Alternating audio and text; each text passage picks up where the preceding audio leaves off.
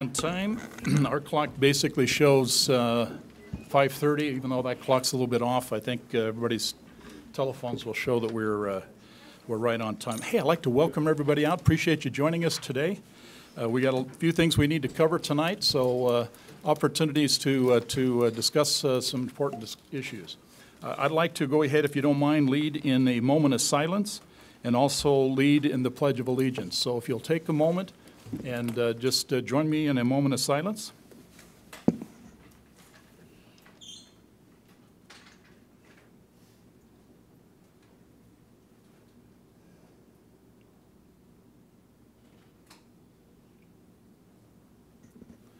Thank you. If you now join me in the Pledge of Allegiance.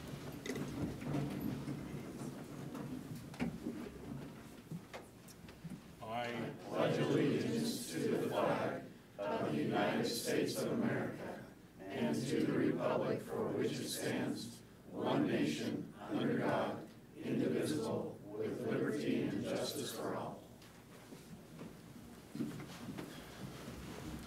Thank you. Let me just back up just one second. Just want to recognize that we do have Councilmember Burrell, Councilmember Paul, Councilmember Saxton, Councilmember Yeoman, and Councilmember Tafoya with us tonight. Okay, we want to begin with some consent items. Council, approval of March 19th, 2019 Roy City Council meeting minutes, and the request for approval of an alcoholic beverage license for the, correct me if I'm wrong, is that a Moltonic Ventures, okay, located at 3805 South Midland Drive. Council, any comments? Mayor, I make a motion, we approve the... Sorry, the March 19th minutes, we're not in, they need to be tabled until next time. They're not quite done. They're not quite done? Okay, thank you. Okay, with that information, then, Council, we want to table the minutes on March 19th. I make a motion that we table the minutes and go ahead with the approval for the request of an alcoholic beverage license for Moltonic Ventures located at 3805 South Midland Drive. Perfect. Do I have a second? Second. Thank you. All in favor? Aye. Aye. Any opposed? Seeing none, thank you. Now we got some action items, specifically going to public hearing to amend the fiscal year 2019 budget. Do I have a motion to go into public hearing? Mayor, make that motion. We go into public hearing. Thank you. Do I have a second? Second. Okay, all in favor? Aye. Any opposed? Okay, we're now in public hearing. If you can, Matt, we'll go ahead. We're going to have Camille do it. Camille, you're going to go ahead and start us off, and then we'll ask for input from the public. Thank you. Great. Mayor and Council, it's great to be with you this evening to present resolution number 19-7 for your consideration to adjust the fiscal year 2019 budget based on the information you received in your council packets. The revenue increases in the general fund are based on revenue received to date and grant awards, and they include $277,000 from the fund balance reserves. And we project that with this use of fund balance reserves, dependent on what the departments spend, our year-end fund balance will be approximately 18% in the general fund. The general fund expenditure items include a decrease to the council contingency of $36,500, and this amount was calculated based on the net of the park funds minus the purchase of Mowita. The other major expenditure adjustments are a decrease to the streets and buildings capital asset accounts and a transfer to the capital projects fund of $250,000 to be appropriated at a future date.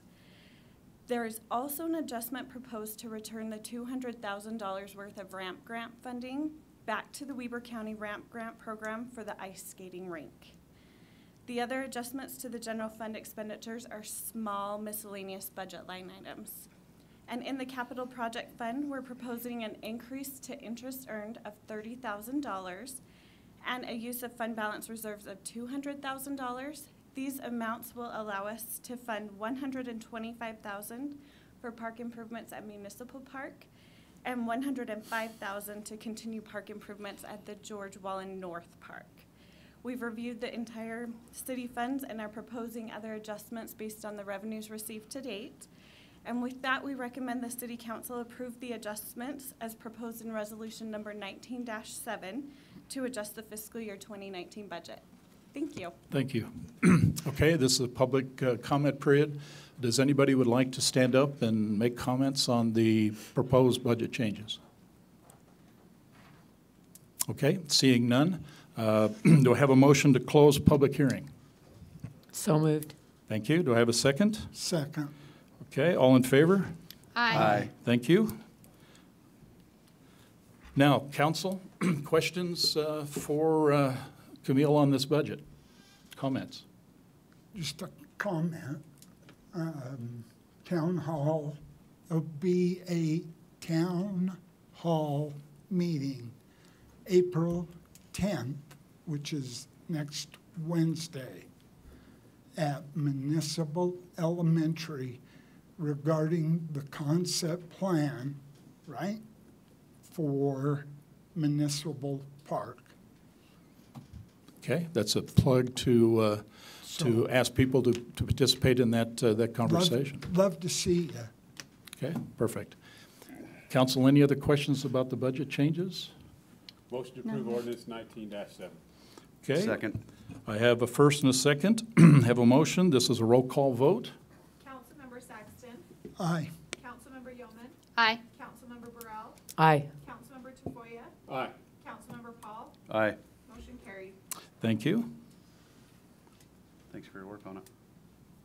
Perfect. Thank you, Camille. Okay. We have ordinance 19-4 amending the Roy City Code, Title 3, Chapter 8, Section AC, concerning the good landlord incentive program. Anybody going to talk about that? Mayor, just really briefly, this is just kind of a cleanup. Wording.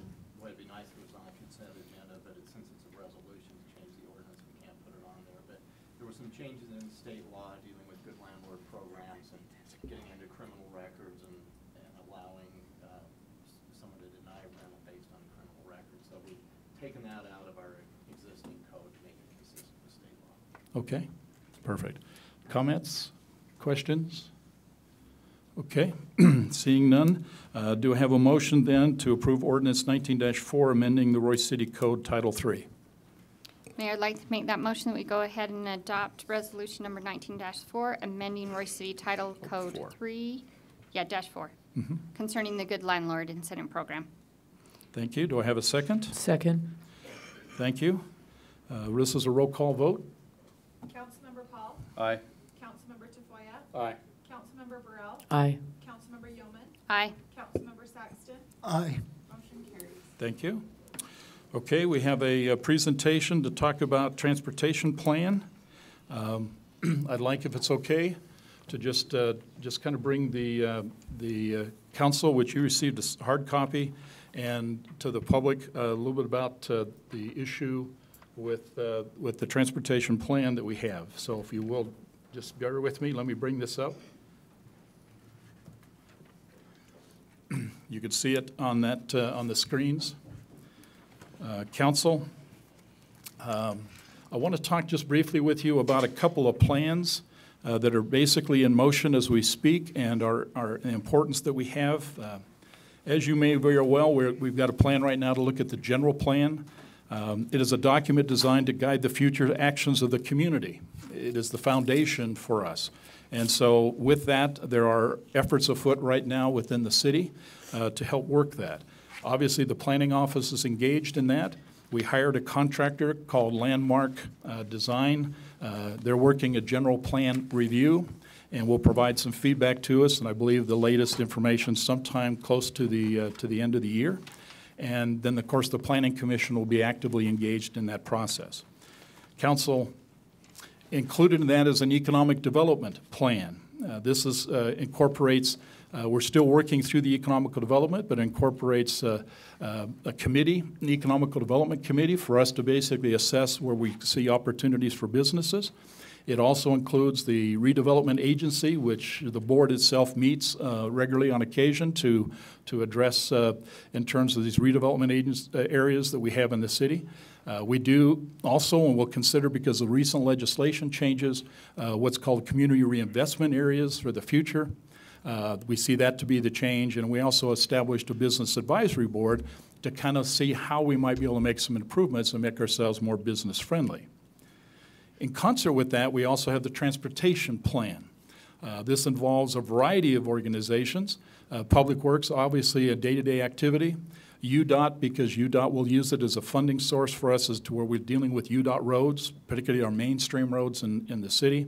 Wasatch Front Regional Council is involved heavily in large part because they basically are the tool as the municipality, I believe, municipality planning office for our community. We do have funding available through the Weber Area Council of Governors, through the Transportation Committee's efforts. And of course, as you well know, we have a station here, a front-runner station in Roy, where UTA is involved, and we have areas and terms that are involved with that. Now, let me just make a point, if I can, and we're still working through this component. Recently, Senate Bill 34 was approved, signed by the governor just recently, and Senate Bill 34 is going to basically move the city closer in terms of definitizing affordable housing, specifically in terms of making changes to the general plan, but it also puts some interesting language into that plan that talks about penalties if, in fact, the city doesn't make the appropriate changes in terms of how it moves towards an affordable housing program. And so we're watching that. I think you'll see in some of the committee meetings, and particularly some of the conferences that are coming up, this will be an active discussion item. So please understand, if I can share this with you, all of these things are interconnected.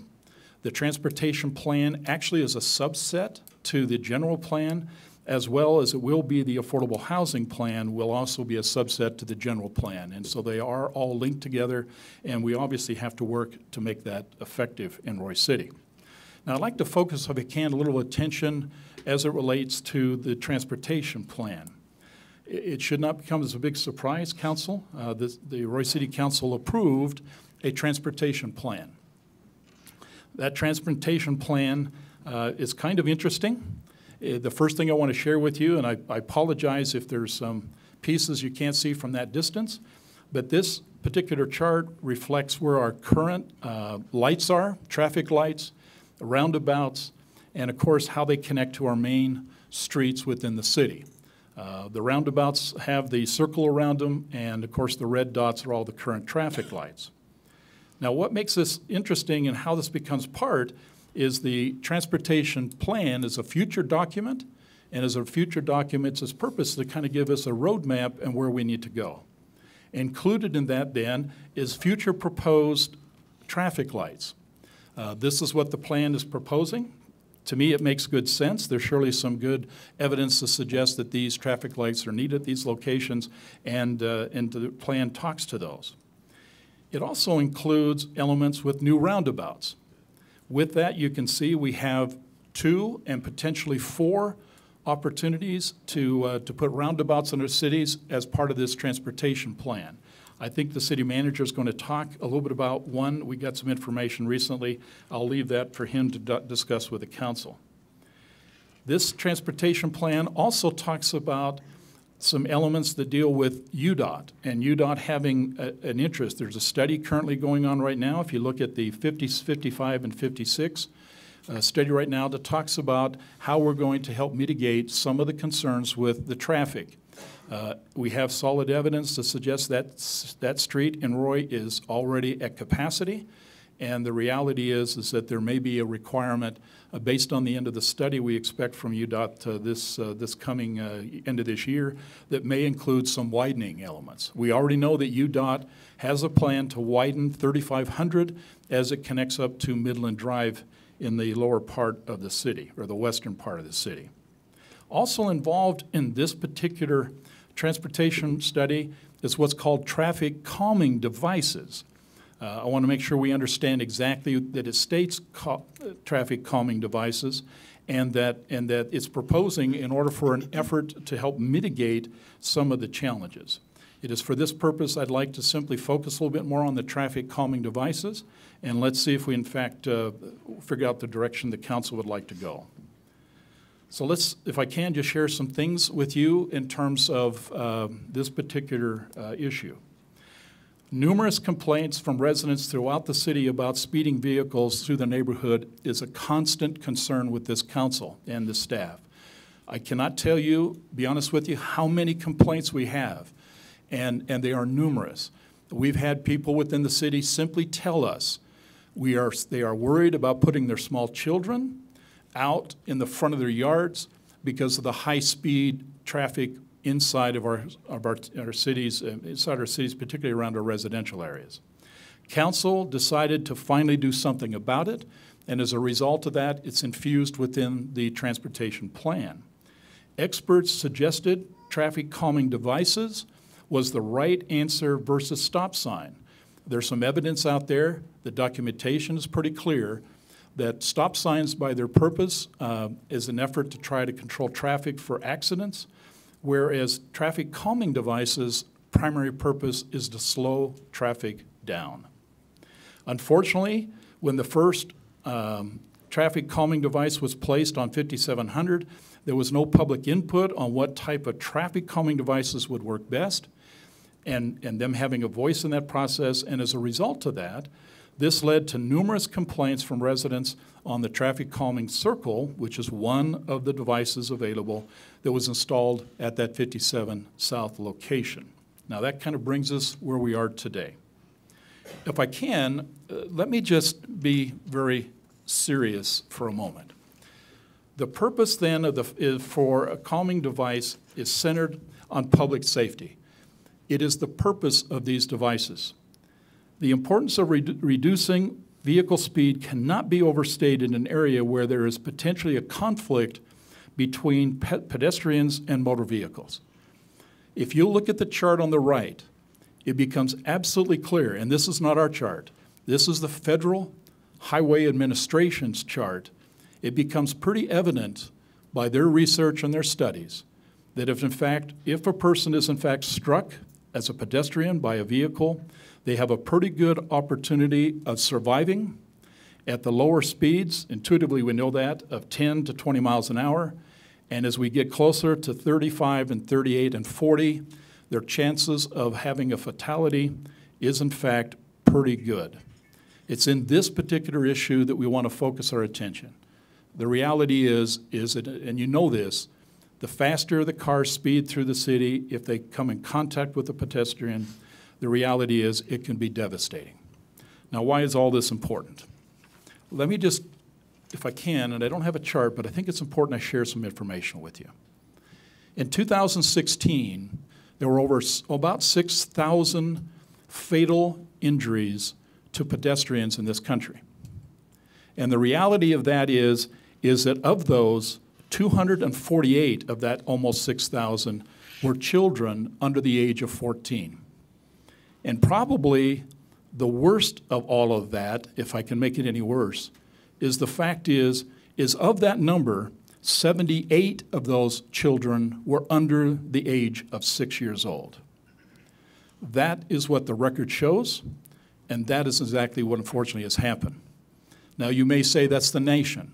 Let me be a little more specific. Between 2014 and 2016, Utah witnessed 114 fatalities for pedestrians. Of that, 21%, or roughly 24 of those fatalities, were in fact children under the age of 16 years old. And if you think, in fact, Utah doesn't have a problem, we have a problem. And you might sit back and simply say, well, that must be somewhere else other than Roy. Let me be very honest and clear. In May of 2009, in our great city, a young lady by the name of Wendy Curbs, living on 3100 West, between 6,000 and 5600, a vehicle was traveling on that street at 50 miles an hour, posted at 30 miles an hour. Within a fraction of a second, that car went over the curb, across the lawn, and struck Miss Curbs, and it was a fatal event. The problem is that happened in our backyard, May 2009. This is an issue, it's a concern, and we cannot simply ignore how we're going to help stop the kinds of issues with people speeding in our community. Now, having said that, I want to talk a little about some information I want to share with you. This is a definition of what's called the 85% speed rule. If you'll read the bottom, and I won't spend a lot of time, but it's a widely used traffic statistical matrix. The 85th percentile speed is defined as the speed at or below which 85% of all the vehicles that are observed to travel under free-flowing condition past a monitoring point. When the numbers you're going to see were taken, they were sitting at a monitoring point. And I want to make sure you understand, 85% of those, okay, were actually under that speed, at or under, meaning 15% was above that. So let's take a look. Based on the transportation study, here's what we found.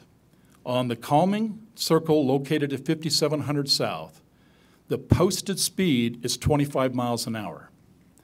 The 85 percentile speed, based on the study, was 31 miles an hour. Therefore, what has happened is at least 85% were at 31, and there's possibility and there's suggested information from people living on the street that the other 15% were going beyond the 31 miles an hour based on the 85% rule. After the calming device was put in, and there was an effort to go back and revisit that and do the analysis, the 85 percentile speed dropped to 27 miles per hour. Now, if I can, let me just follow this discussion. As you can see on this chart, this is indicative of where all of the other proposed traffic calming devices would be located based on the plan. I want to draw your attention to a couple of them up here that are somewhat significant. In the top right-hand corner, the posted speed at that location on 4400 is in fact 25 miles per hour. But the 85% speed that they're measuring at that location is closer to 38 miles an hour. And if you walk to every one of these, as it shows, we have some concerns in our city about people speeding through our neighborhoods. These devices are, in fact, just simply a mechanism by which they are looking at in terms of trying to mitigate the high speed. And let me be clear, the transportation plan does not call for specifically traffic calming circles. The plan specifically states that, in fact, traffic calming devices could be and should be considered at these locations. So what does that mean? If you look at the traffic calming circles, they are widespread within the Europe and America. I've done a lot of studies on that, and I will tell you it has, by every study I read, and I read lots of them because I was really looking for some answers here, every one I read indicate that a traffic calming circle will in fact reduce the speeds at that location by 4 miles an hour. It has some difficulties. Large vehicles, fire trucks circumnavigating it. It may require eliminating of some street parking. It may be some landscape to be maintained, so there are some advantages and disadvantages. We also looked at what they call speed humps and tables. According to what the documentation suggests, a speed hump will actually has successfully been able to reduce speed by 8 miles an hour. But it has some concerns. Speed tables have been documented to reduce it by 6 miles an hour. One of the interesting things that had to be addressed with this particular device, or either one of these devices, and I'll show you what they look like, there's pictures of both, is that they in fact have some issues during winter months and how the snowplows will in fact have to either navigate around them or in some cases they make them so they can be removed.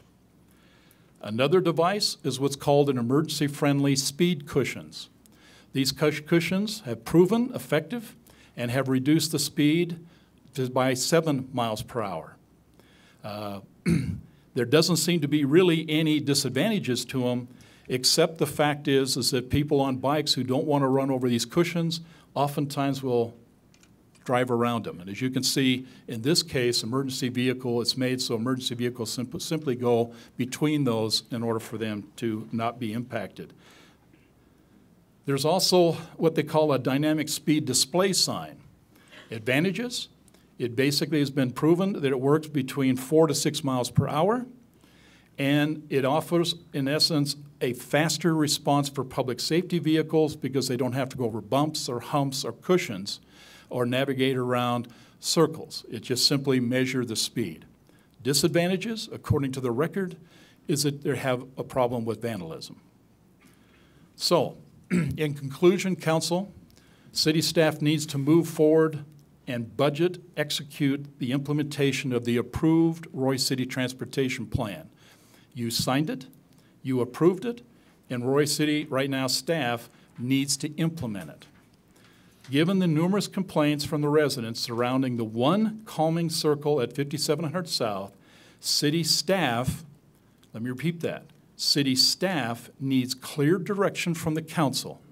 Do we execute the transportation plan as written and approve, or do you want to consider having some modifications or maybe some minor changes to the current plan?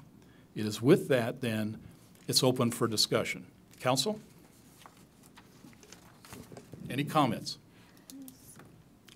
Good start.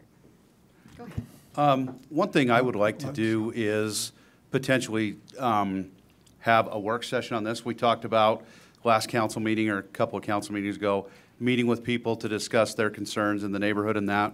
I would like to have a work session where we can invite the traffic engineers, public works, police and fire, citizens, to where we can all sit down in an environment to where we can discuss it, look at it, get concerns and motions aside, and get down to what really is going to be the best move forward. I believe the traffic engineer we use is out of town for a few weeks. I think his first available time would be May 1st. I would recommend we have a work session similar to what we had with, normally in a work session it doesn't invite public comments, but when we had the work session for the annexation, which was a pretty lively topic, the city presented their plan, everybody had their chance to talk about it, and then the citizens had the opportunity to talk. I would advocate we do that, and let's get everything out on the table. Get every party that's involved that wants to talk about it. Hear the information from the traffic experts of why we got to where we're at. I know you explained it, but I'd like to hear more from them. Perfect. And move forward in that direction. Okay. Council?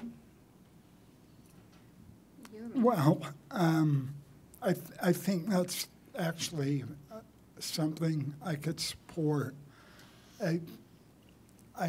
The only problem that I've got with the current plan is that I feel like there's viable alternatives that we could be using, like the dynamic speed reader signs, which wouldn't cause this consternation and wouldn't feel like such an intrusion. They provide the public safety that we need.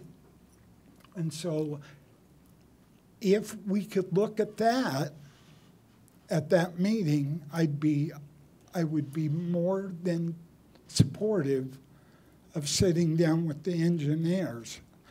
I mean, the other concern I do have is that one of the calming circles is slated for 2700 west, 6000 south, and I think you're going to address this, right? On 27, I was going to address the one on 3100. Oh, 3100 is okay. a roundabout. Well, we've gotten grant money to put a roundabout at 31. it certainly doesn't make a lot of sense to put a calming circle 4 blocks later on that same street. And I think when that plan was devised, we probably didn't have knowledge of that we were going to get that roundabout and paid for. Well, I think it's not wise to hire engineers that really do look at this stuff, to study it, to give us their best input, and then ignore it. I think we can absolutely take public comment into consideration and be part of that. But I think, like Mr. Paul said, to bring them all to the table at the same time would be really well advised, as opposed to referring to emotions and making a decision based on that. I think a public meeting would be a good idea, a work session. Well, I'm for a public meeting, but because really we haven't had a public meeting on this issue, and that's probably why there's so many people here about this issue. I mean, we've never discussed it. And so I'm willing, again, to support that meeting, but I really would hope that we could ask the engineers, are there other viable alternatives that provide public safety first and then meet with the needs of the community? That's all. Well, and I think we'd have to look at comparative public safety, you know, not only public safety, but how comparable are they? So does this device reduce our accidents by this much, or this by this much? Because that's what you're ultimately weighing, to me, is how much. All devices are going to reduce the danger, but not all are going to reduce it equally. So that's what they would have to share with me at that time, and I believe share with our public as well. One thing, I'll speak to one of your concerns, Brian, and it's not in opposition or for one way or another. You asked why they've got a roundabout in one area and then a calming circle in another area. If you go back and look at the comments from the engineer, they said the best way to make these effective is to put them in series. So you would have a roundabout and a calming circle. There again, just stating what was given to us as the city from the engineer. Mayor, I think you got direction that we go ahead and do that work session on the 1st of next month. Are we okay with that, council? Everybody agreed? Okay. Matt, we'll take that one as an action item, and on May 1st, we'll make public notice. We'll ask the public to join us. The focus of that conversation will simply be on these calming devices. We'll have the engineering available to provide technical input. We surely want the public to be there so we can get the great public input. It was recommended that the police chief and maybe the fire to be part of that in Public Works.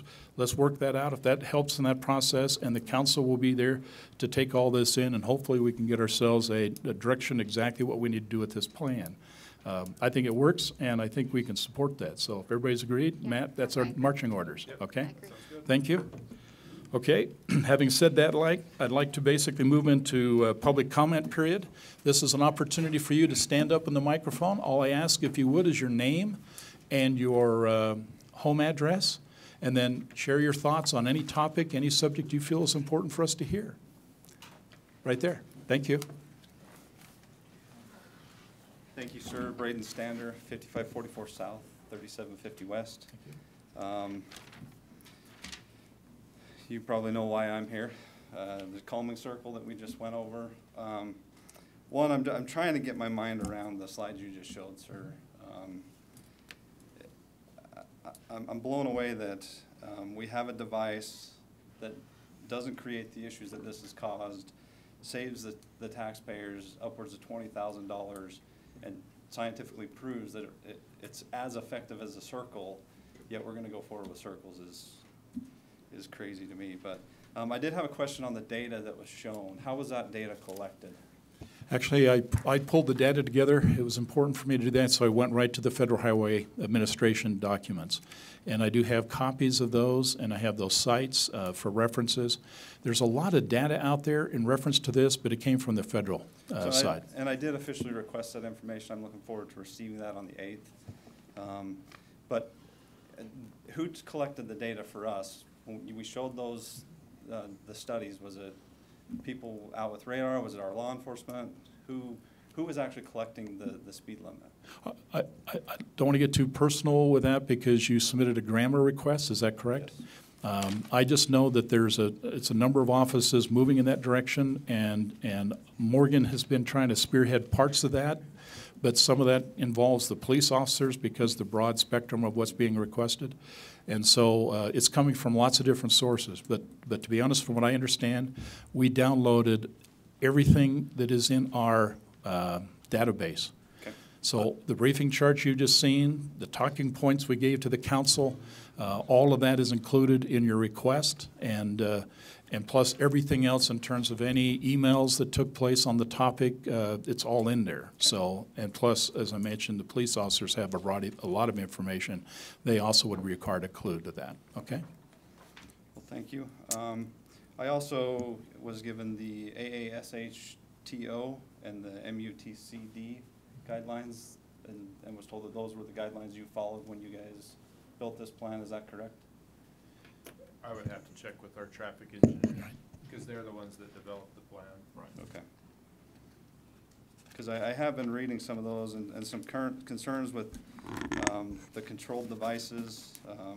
That regulation talks very specifically about requirements in those devices. The concern's still the same. We're not against a device that slows traffic. The concern is, and we continue to keep looking past it, are the other concerns for people who aren't just driving straight through this device.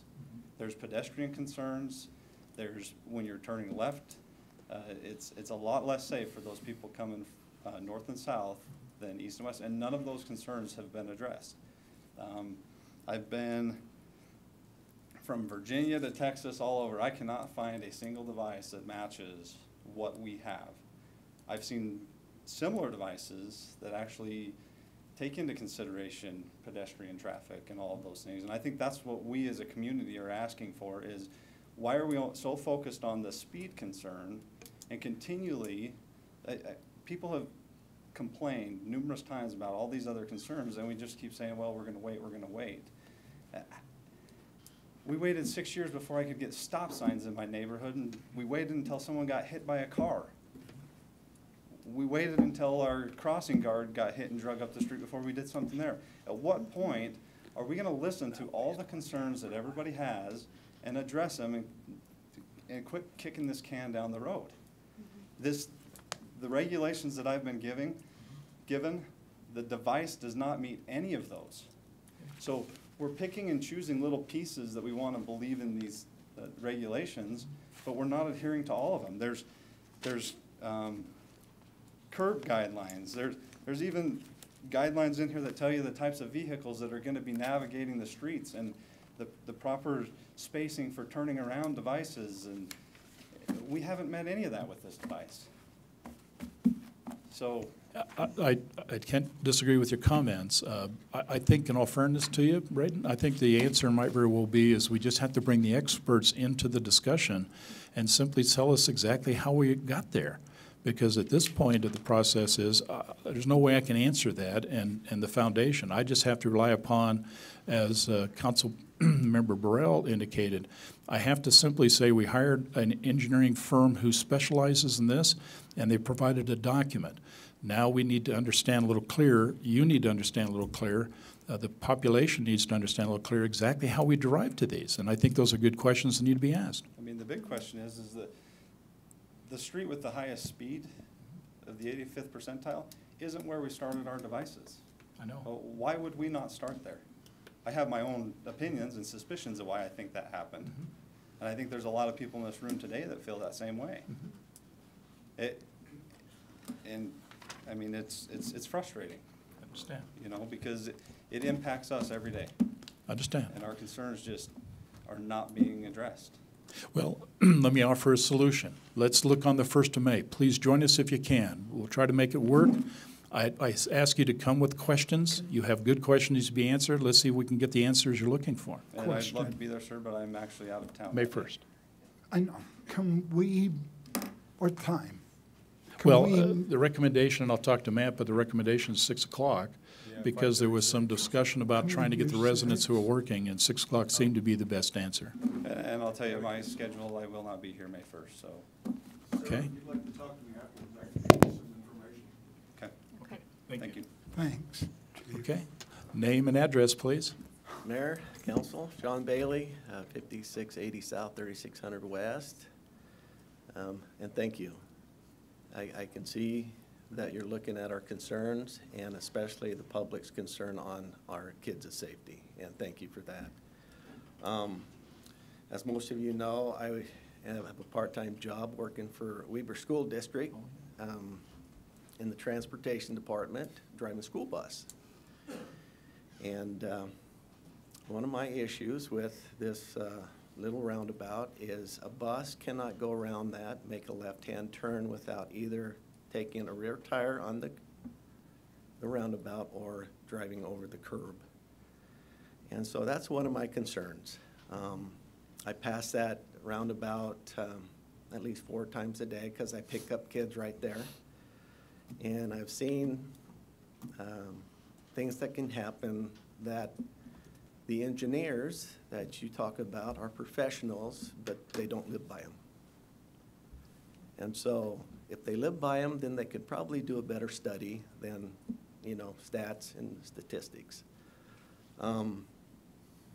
So let me ask you, the meeting that we want to have with the public on May 1st, we'd have an input on a different type of roundabout if we decide to? I would think for it to be effective, Sean, I think it's in the best interest that the meeting be open to the public, that you come prepared with some questions. We have technical experts there to help answer that, and we give it the time it's deserved. If it takes an hour, let's have an hour meeting. If it takes 2 hours, let's have a 2-hour meetings. But I want you to walk out of there to make sure that at least the answers that you ask, if we can achieve that, you'll have the answers you need in order for you to walk away at least a little better informed.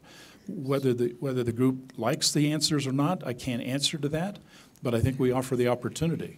And I think we can do that on May 1st. So if you decide to change it, is that the council's final decision? I mean, is that your decision? The council, based on what we just got a direction on, has chosen not to implement the transportation plan that has been approved as written. Okay. So they're going to use the May 1st time to go ahead and take input, ask the questions, and could, may not, but they still could, then make some modifications to the current transportation plan so we can get that to the city for the city now to implement. Understand that. What if the chances are, if we change the design, we go with the light or a speed bump, what are the chances of having that little roundabout ripped out and put the new one in?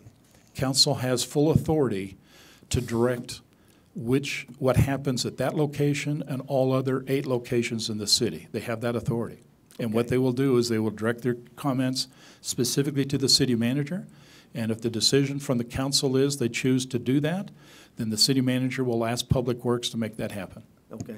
Now, one last thing. Please. Being a businessman, I've learned many things in my life, and especially in business, and the old slogan goes, keep it simple, stupid. Not saying you're stupid, but keep it simple. You guys are looking way outside the box, and if you could just keep it a little bit more simple, I think we'd be a little bit more happy. Thank you so much. Thank you. Appreciate your comment. Anybody else? Please, name and address. Thank you. Donald Harris. I live at 5636 South, 3750 West in Roy, Utah. I came and addressed you when the circle was going up. I asked you to do the same data of putting it in as of my data to take it out. I have never seen no meters going across. I haven't seen anybody out there on my street patrolling it to make sure that traffic slows down. Even a pothole in the street will deter somebody and slow them down 4 miles an hour. But once they learn that pothole's there, they go around it, and the speed on my street has not changed at all. Because people are know. And then sun gets in your eyes, coming down that road, you have pretty much of hitting that in the middle. And then when it's icing snow, like I said, the plows can't get around it. School buses up by our house can't turn, cars. And then with the camping trailer and anything I have to break the law to make a turn off my street. And it's looked like, hey, this is what we're doing, and we have no input on it. This guy's suggestions over here of getting our input that live in these residentials. I mean, a stop sign, white lines is cheaper than putting these common circles with lights that then we know we got power. But I'm just saying, from my point of view, and I live on that street, the common circle has not slowed down traffic. And so I just asked you before to do that same data that you guys use to put it on to monitor the traffic going down there, to have the same people, and I have not seen any of them. Before, you guys had black lines going across our road, so it tells how many cars are going down that street. But like I said, once people know that pothole's there, they go around it, just like that common circle. And then writing tickets instead of warnings for new people that are in these neighborhoods. Like I got warned, they have the yellow line, the curb, but they painted another line out with lines on it. They told me I couldn't even drive in that. Okay. So my concerns is this for safety, or is this just so people can say, look, we did something about it? And that's my address. Okay. If I seen it helping and slowing down traffic and everything, I'd be all for it. You know, we could make it wider for we make turns, and just like on Midland 56 where that kid got hit crossing the four-lane highway. Well, I call it a highway, but crossing that, what did they put? A traffic light there and a stoplight instead of putting a big bridge going over that big intersection. It's safety for all the kids across, so no other kids get killed crossing that intersection. So some engineer said, hey, let's put a light there, it'll save our kids. Instead of let's spend the money, create a big bridge that goes over that so none of our kids even have to cross that road. But you know you can't stop people from breaking the law, but you can make it safer with using smarter decisions. I mean, stop signs are cheaper than lights, but people run stop signs. So that's the things we need to consider. These are our neighborhoods, and they're ugly. But like I said, it's a danger. Because if the sun, there's no reflective tape around the thing. One little reflective thing, that light goes out. Somebody has a chance of crashing into it going down the street 35 miles or 50 miles. It's still dangerous. Okay. Thank you. Thanks for your comment. Okay, name and address. Jerry Williams, 5663 South, 3600 West. This is very irritating meeting. We talk about things you put up on the board there, now, the 85 percentile. I discussed this with you. It's bogus. It's a bunch of bull crap. You got police officers sitting down there. That's what slowed them down, not this stupid calming circle. I've seen more police officers at that area right there in the last 3 months than I've seen in the 23 years I've lived here. It's bogus information. They're feeding you a line of crap. That calming circle slows no one down. I was interviewed by these guys, and while we were being interviewed, a Dodge truck come flying by us, didn't even slow down one lick, not even a bit. What slows them down is when those guys are sitting there, and they've been sitting there a lot. Trust me, a lot. And if I need to start taking pictures of them, I will to prove to you. This calming circle doesn't do anything, and I find it interesting that you guys brought up, now I can't remember his name. I worked with the man, that his wife was killed. That driver was impaired. You know, we leave these things out. It wasn't because he was just speeding down a road. He was impaired. If you had a calming circle, if you had anything there, he was still going to kill her because he was impaired. That's where that came from. Another interesting thing I think you guys brought up, now I've lost my train of thought because you just irritated me. And I appreciate you wanting to have some public input. I don't think it'll do any good. I think you guys have made up your mind, and that's just how it's going to be. Now I can't think of the other. Anyway, I guess the point is the calming circle doesn't work. The only thing that works is these police officers sitting down there. It's a small area. Everybody knows they've been writing tickets left and right. People slow down because they know the cops are gonna be there. One time they had their undercover there. Well, I don't know if they think that undercover guy is not visible. I don't know. You can spot him 2 miles away. It's like, that's not it. You know what I mean? You need to have some invisible camera somewhere if you want to really get the real idea of what's going on there. Rather it be a stop sign, those speed bumps, something. That circle doesn't work. It doesn't work. Go there and watch for a day. Then people they just shoot past it. And the circle you showed on your thing there, if you notice the one you said that was slowing people down, it was huge. It would slow you down because you had to go halfway in the other part of the road to get around that one. This one, how it's open, all you got to do is pull over a little bit and you can fly 50 miles an hour and never even come close to it. This is why this meeting is so irritating. You don't listen to anybody's comments. You've made up your mind and you're just going to go with it. And then you use bogus information. And it's bogus. You can't tell me it's not bogus. That common circle didn't slow nobody down. The police officer slowed him down. There you go. Thank you, Jerry. Thanks. Appreciate it. Anybody else would like to make comment? Thank you. Name and address, please. Jamie Larson, 5574 South, 3750 West. I am the kind of person that you guys say you're trying to address. I'm a stay-at-home mother. I have 2 children under the age of 2. I walk through that intersection daily, either by myself or with my double stroller with my toddler and my infant. This circle has made things more dangerous for me and my family. Before anyone knows, when you are a pedestrian and you're going to cross a road, you have to make eye contact with the vehicle. You can't just assume they're going to stop even though you have the right of way. We now have this tall thing with signs and a lamp post. If someone's coming from the opposite side, they can't see us. And they're still speeding. So now I've got my double stroller and I'm trying to make eye contact and say, okay, can I get across? Or I might be behind the circle and I've got someone flying. It's dangerous. I'm finding myself stuck on my side of the street with my children because I don't dare cross. That's a problem. Also, it really isn't slowing anybody down.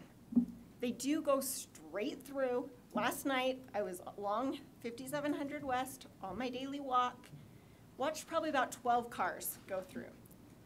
One slowed down because it was turning right. One did kind of slow down when it went around. All the rest, they maybe tapped their brakes, but they were excessively speeding and just flew right past it. And this is what we see every day for those of us that live here at this intersection. We want safety. We recognize that speeding is a concern within our neighborhood, but this just isn't the way to do it. You look at these regulations for what this device is actually supposed to look like. It's supposed to be traversable so that the big vehicles can get over it.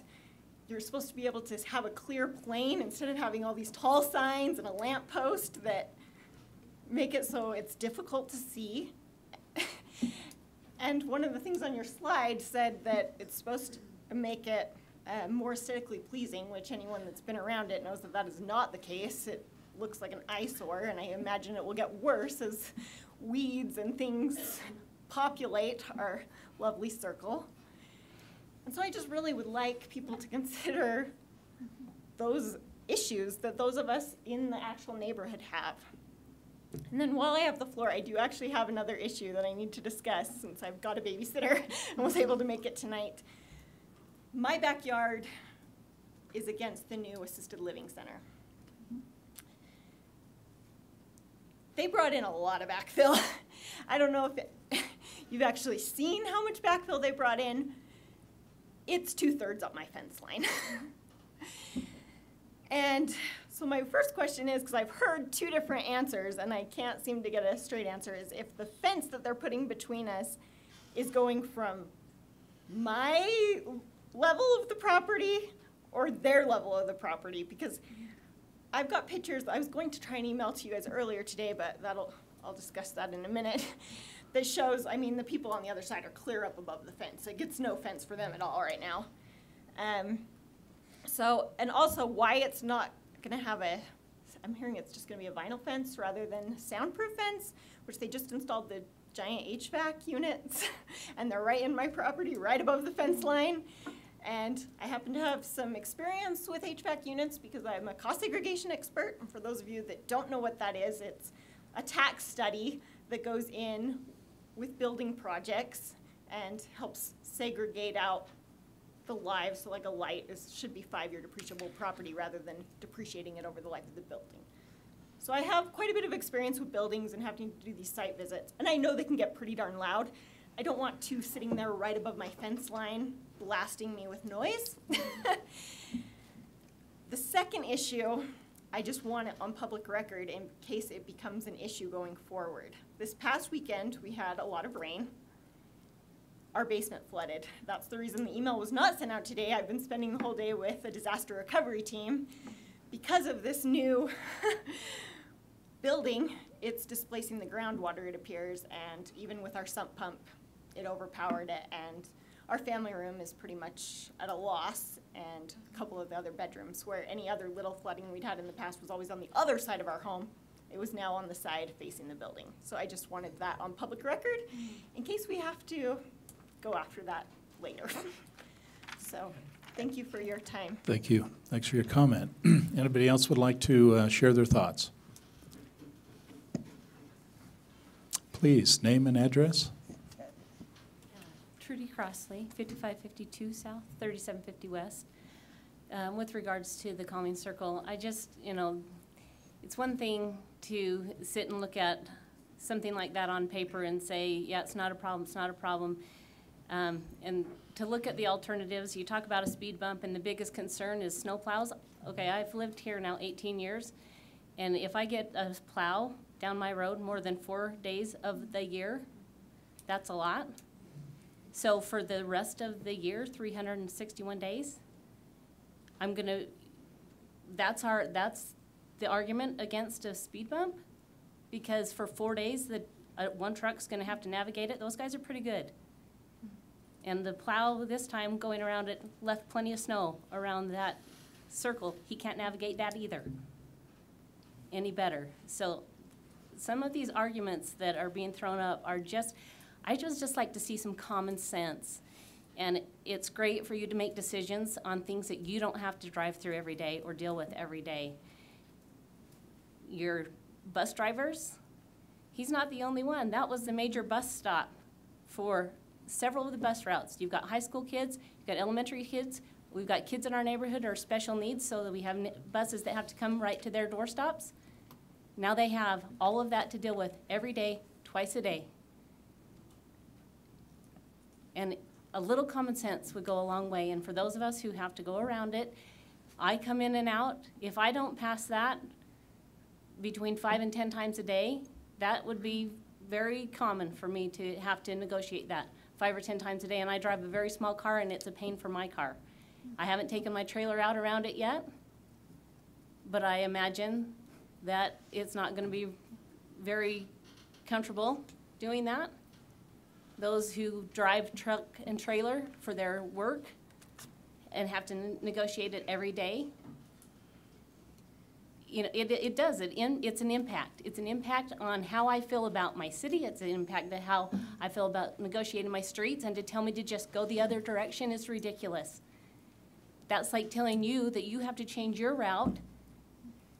And I just don't think the role of government is to tie our hands and to regulate law-abiding citizens. If you have a problem with speed, and we can now afford, like I said, like was mentioned earlier, we have seen more officers in that neighborhood in the last couple months than I have seen in 18 years being there. I've never seen a major accident there. I have rarely seen anyone pulled over for a ticket prior to this mess. I don't know why our street is all of a sudden the big focus. It certainly cannot be the biggest problem street in Roy. And yet we have that monstrosity there with 3 more slated to go in on that road. You're going to tie my neighborhood that's already landlocked in, and I won't have an option to go a different direction but to use one of those. So a little common sense would go a long way and be much appreciated by those of us who actually are impacted every day by it. Thank you for your comment. Anybody else? Name and address, please. I'm Diane Wilson, 4302 South, 2675 West. One comment I wanted to ask, first of all, is I really appreciate when we can hear, like you, Mayor, we can hear, because the microphones are there, but it's very hard to hear, especially Mr. Tafoya and Ms. Burrell, very hard. Luckily, Ms. Yeoman, we can hear you very well, and kind of both of you too. But even when we listen to it, it's so hard because the microphones are there, but we can't hear what you're saying because I think the microphones are not. So if you could utilize that, that would be so helpful. Because I wanted to raise my hand and say, now what was that you just said? And also, when you guys, I know you have to share your microphone, but if you could share it, moving it back and forth, that would be so helpful so we could hear it. Thank you very much. And in regards to this big topic of conversation today, I was just wondering, where can we get maps of proposed changes and the proposed things? I wasn't able to navigate it on the website. Is it on the website, or where can we get that map of the proposed changes? Looking for a copy of the transportation plan. Yes, it's in the website under Community and Economic Development. If Okay. you want to give me your address, email address after, I can just send you a copy. Oh, that'd be if very that would helpful. convenient. Okay, thank you. And then I was wondering, when we do that meeting, which I think will be excellent, could we please have them propose the cost of each of those? And I want you to know, Mayor, I really appreciate the presentation you had, because the information I had wasn't as specific, although it had the same general feel to it, but it was nice to have some actual data for that. And then one thing I wanted to remind everyone is we do hire these engineers, which is excellent, because they bring a really nice piece of information to it. But we need to remember, we're the ones that live here, and you represent us as citizens, and we appreciate you representing us as citizens, and as opposed to representing them as engineers, because even though they bring information, we still have to put it all together, and we appreciate you listening, and thank you very much. Thank you for your comments. Okay. Anybody else would like to share their thoughts? Please. Name and address. Thank you. Samantha Sandoval, 4396 South, 2350 West. I'm sure many of you know me, unfortunately. I want to know what property you're going to be taking away from these calming circles. I'm worried about getting in and out of my garage or my driveway with my trailer. I understand the concept. I think it's great. I love to play with my grandbabies out front. You had a horrific accident, what was it, maybe 2-3 weeks ago down that road? Mm-hmm. Wiped out a few yards. Definitely something needs to be done. Since that incident, I've seen the police there more than I have in a very, very long time. I know it's working. I commend them. I think they're doing wonderful. Mm-hmm. So. To your question, there is at least no plans right now to consider acquiring property. But I think to your point is that the council really needs to decide if in fact calming circles are the right answer or some other type of calming device may be more appropriate. And I think they will listen to the input, they will talk to the engineers, and I think coming out of that meeting on the May 1st, we might have some clear direction. And if it's an alternative, for an example, it's not a calming circle, and it's maybe the dynamic speed radar unit. If that is the best solution that's a solving, then the piece that we will take is part of your park strip out front and wherever that needs to be appropriately located, and that's where that will be. And so to your question, there's no plans, at least we've seen at this moment, that talks about for the city to acquire or take possession of your property. Is that okay? Okay, and you want to do two on the same street within, what is it, 1/8 of a mile of each other? I think to your question, it might be wise to ask the engineer in terms of the logic that's driving that, and then you can at least get the information. You don't necessarily have to believe what the engineer or the experts may say, but I think it's a fair question to ask, why are we putting 3 at this location? Why is there 2 at this location? Why is there only 1 at this? What is the driving factor and the motivation that's driving that? And please don't misunderstand. The current transportation plan today does not call for traffic calming circles. Okay. It calls for traffic calming devices. And I think with the information I've shared, there's lots of options. And I think if the council and the engineers and the public thinks this is the best option for that location, then I think we have a due diligence to consider it And in fact, if it's right, then make it happen. But it's not necessarily, nothing in the transportation plan says it has to be a circle. Are we okay with that? So Yes. I think the May 1st will be a good opportunity to voice your thoughts and concerns, and let's ask the right questions. Okay, and then on to another transportation issue. Please. Are you aware you've got planes flying around here with no insurance? No, but can I offer a Should thought? the citizens know? I think they should. I think they should too. Yes, I do. Ogden, I can only indicate to you this. I was recently asked to be a member of the Ogden Airport Board and the committee. There's a lot of unknowns at this moment about what happens there. We don't own the airport, but we have property in the airport. We don't have a say of what takes place. I need to get more informed. I need to make sure I advise the city, the residents, and definitely the council on things that are happening. If they approve that decision to allow me to be part of that committee and help understand better. I, like you, obviously am concerned about any time there's airplanes flying over the city to make sure that we provide the appropriate protection. But Right. to your point, I don't have a clue what the answer to that is. I don't know. No one shared it with me. But if you're okay with you, I'm definitely going to ask the question if I'm selected to become a member of that group. Right, I mean, Okay. you're worried about the safety of your citizens. Absolutely. What if a plane crashes into the high school? I get concerned about that, like anybody would. I get concerned when they land planes in the middle of 1900. Or on top of a car? And hit a car. Right. These are concerns. There's not a person in this room, not a person at this council would not also agree with me. It concerns me. Is there better ways? Is there better solutions? I think we have to explore that. And but I'm not going to do that in ignorance. I'm going to ask the hard questions. I'm going to be part of the best solutions, and we're going to find answers to these difficult questions. Well, I'd like to be included in that.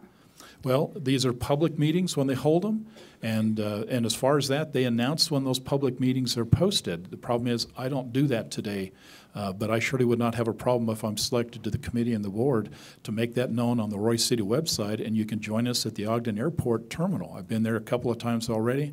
It's just that the Ogden City is now at least considering inviting me to become part of the committee that's driving where the Ogden City Airport goes in the future.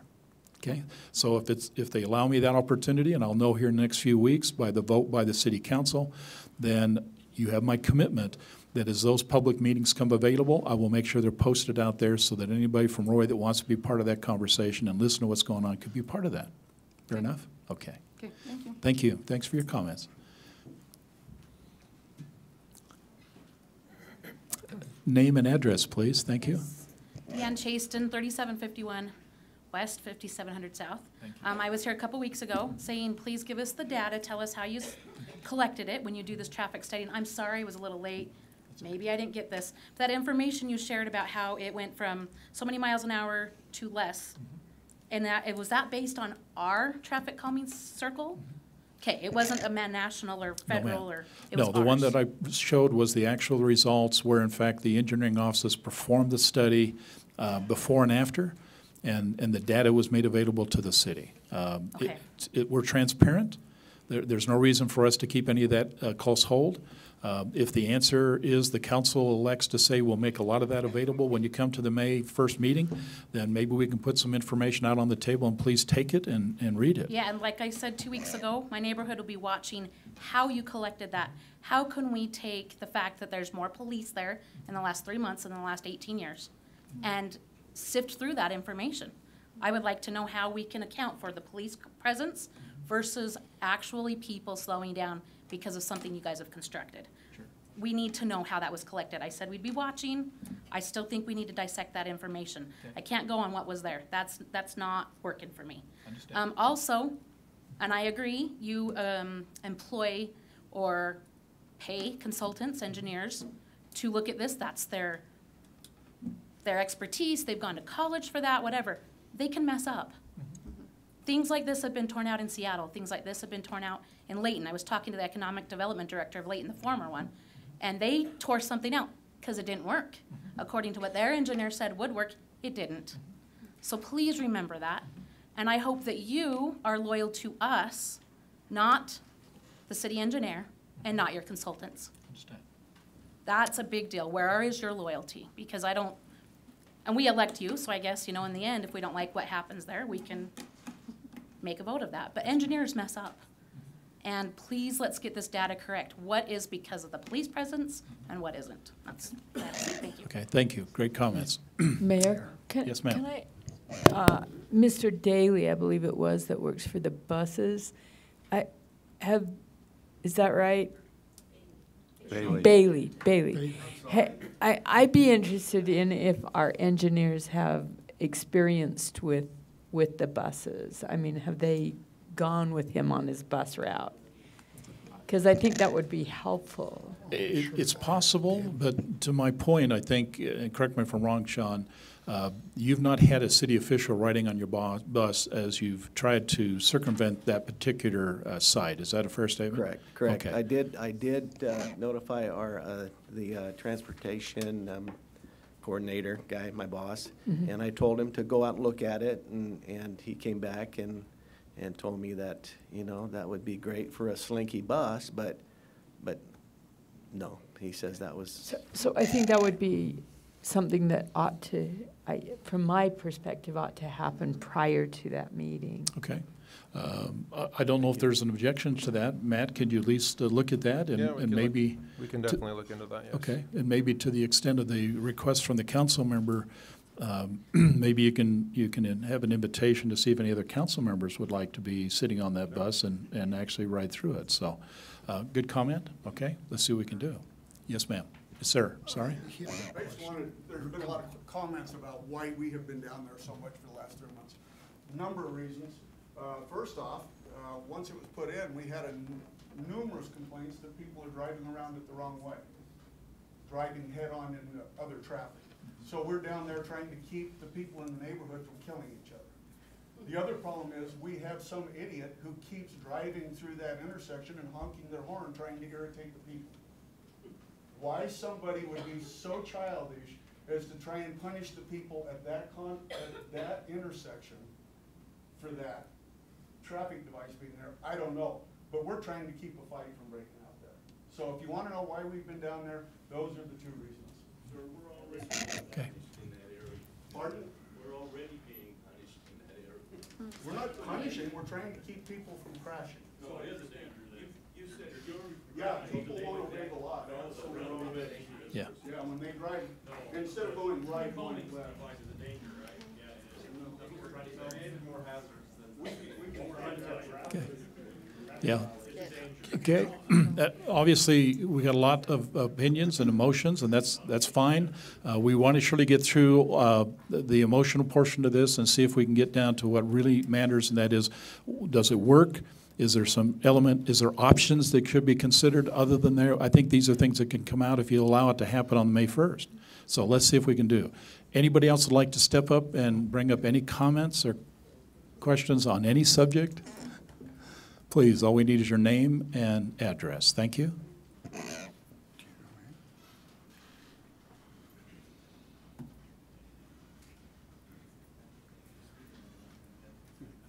Larry Sexton, West Haven, 4680 West, 4350 South. And on your roundabouts, they are so bad, I can't believe an engineer done them.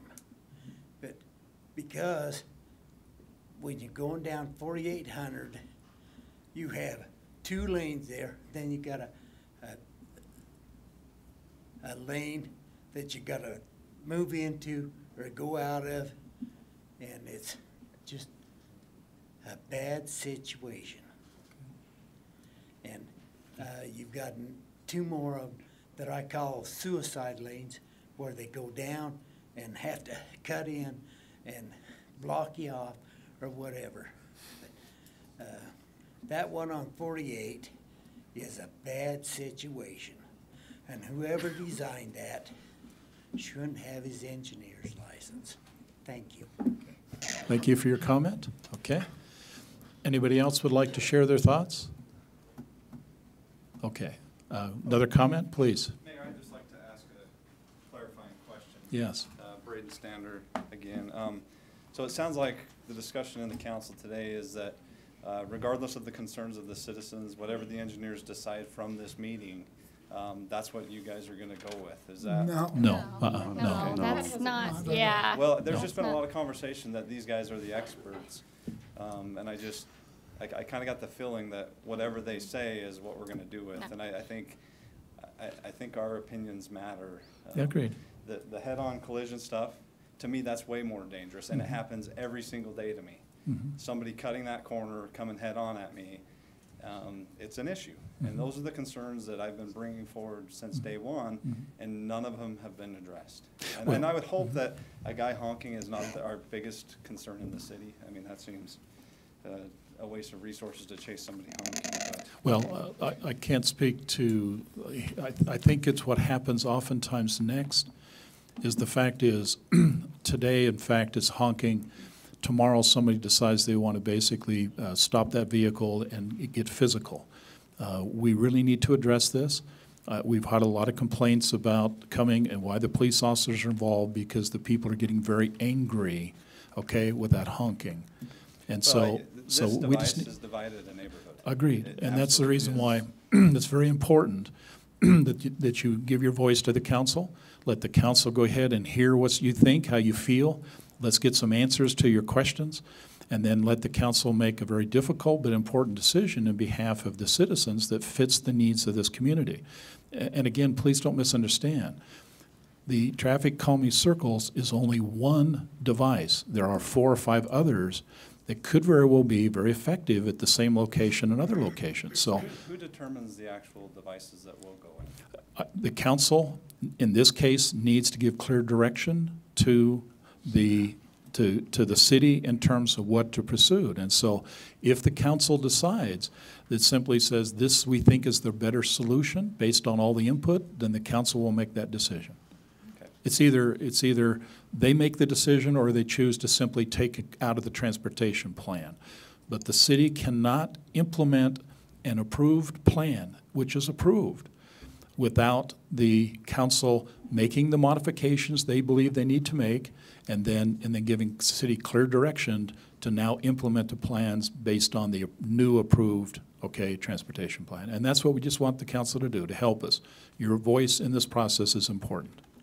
Okay, thank you, We all look Braden. forward to you getting behind that bulldozer one day, sir. Okay, thank you. Anybody else would like to share a thought? I think I see one. Okay, please, name and address. Thank you. I'm Jared Endicott, Hooper, 4624 West, 5750 South. I also have a lot of problems with the traffic calming circle, but today I'm here to ask about on 5600, there's a lot of potholes, and I was wondering if you have any plans in regard of those, starting at the intersection of 56 and 35. I mean, I drive a small car, and every time I go over one of those, it's like shaking the entire car apart, afraid I'll pop a tire. Just wondering if you have any plans in regard to that. Good question. I'll have to refer to Public Works, but let me just make sure we understand. Both 5500 in Roy and 5600 are a state road, and therefore they're under state jurisdiction, but the Public Works Director's here. Maybe he has some ideas that he can share what's the plan for 5600. Okay. Okay, so it sounds like they're going to repave 5600. Okay, Okay, thank that'll you. help us. Thank you. Thanks for your comment. Okay, anything else?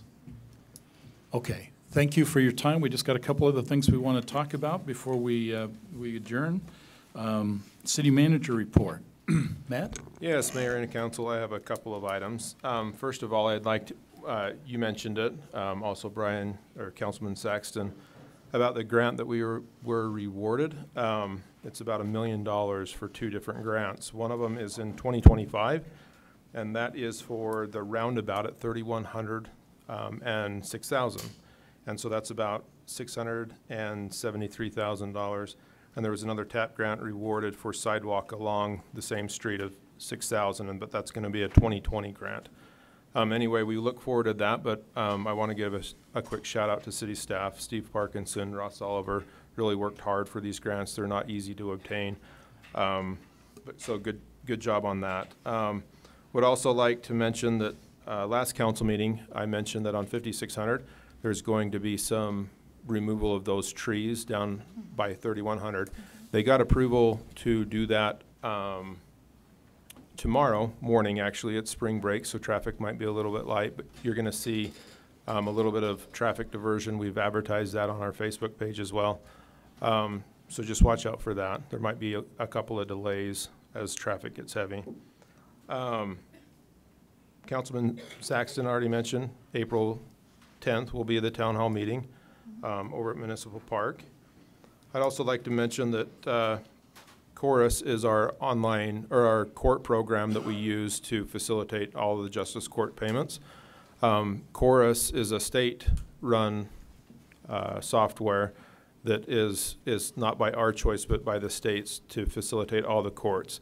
They have pushed out that we have to change online program to facilitate the online payments. Our old payment method was Modern Bill Pay, and they just closed shop. So we've been having some problems with online court payments. We called them today and they're done. So online court payments will be out of service until next week when we sign up for new services. People are still welcome to come into the court and make payments. However, unfortunately, they will not be able to do so online. We had an individual last council meeting talking about the court camera, or the cameras here in the council chambers. I would like to address that as well. The camera is actually really nice. It's the upload into YouTube that is sluggish. And so we actually have to dummy down that upload in order to make it stream live. And so there's the issue there. Our IT department's trying to work on that, but it's kind of a fishing expedition to find out what the slugginess is. But our cameras are just fine. So he can zoom in or zoom out. He did modify it, but he likes to show who's at the podium because it doesn't have the capabilities of moving.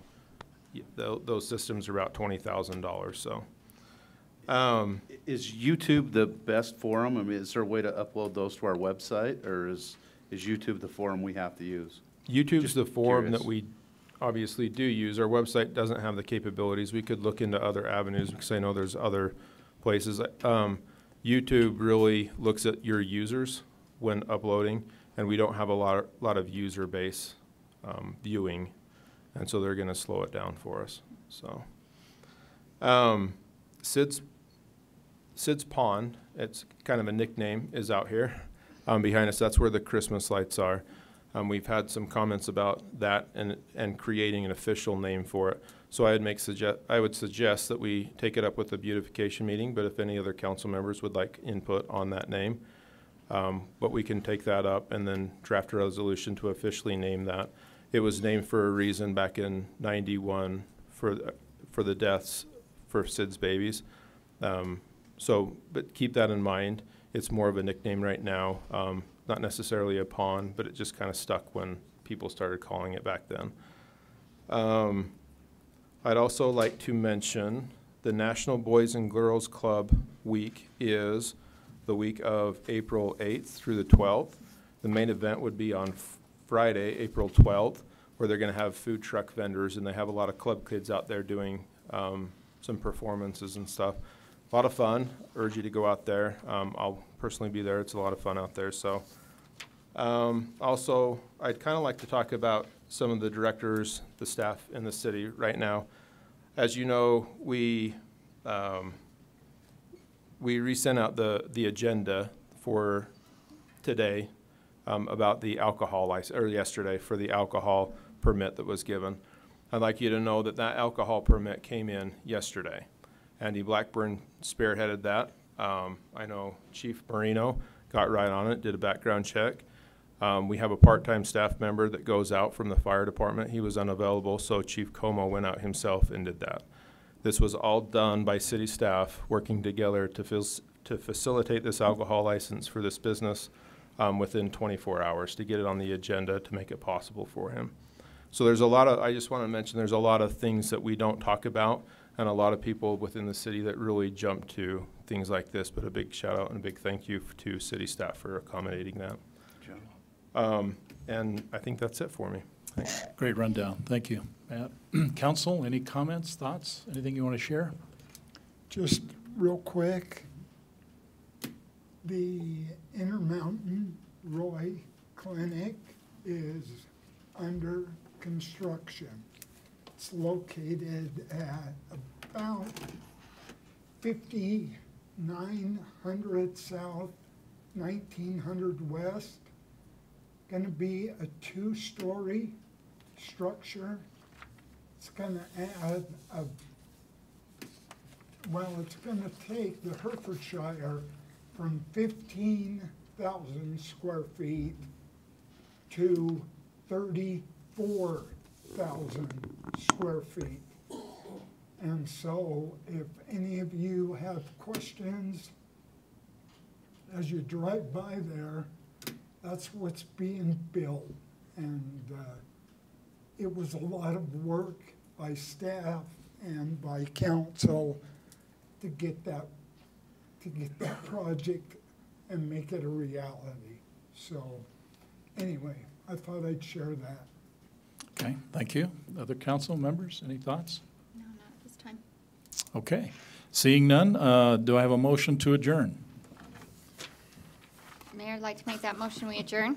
Okay, do I have a second? Second. Okay, all in favor? Aye. Any opposed? Thank you. Thanks for joining us today. Okay, remember, May 1st, we'll get some information out there so you can help us to plan the future. Thank you.